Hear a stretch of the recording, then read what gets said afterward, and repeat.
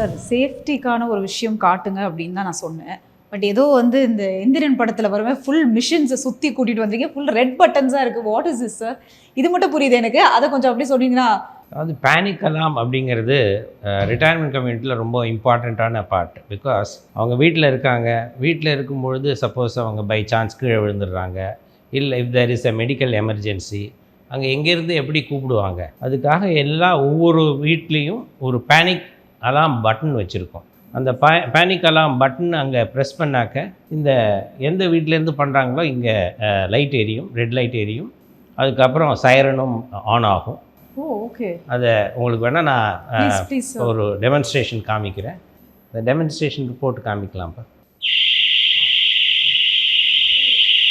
இப்போ பார்த்தீங்கன்னா black 3ல் 102ல் first ஃப்ளோரில் அந்த அலாம் அடிச்சிட்ருக்கு.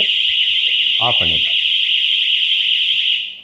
பட் இந்த லைட்டு ஆஃபே ஆகாது. ஏன்னா இப்போ இவர் வந்து இங்கே அட்டென்ட் பண்ணுறதுனால இந்த சைரன் ஆஃப் பண்ணிட்டாரு. பட் இந்த லைட்டு ஆனாக தான் இருக்குது. அங்கே யாராவது இம்மீடியட்டாக இது அடித்த உடனே இங்கேருந்து செக்யூரிட்டியோ நர்ஸோ உடனே அந்த வீட்டுக்கு போவாங்க. அங்கே போய் அவங்களுக்கு என்ன எமர்ஜென்சி அப்படிங்கிறத கேட்டு அதுக்கேற்ற மாதிரி இம்மீடியட்டாக பண்ணுவாங்க.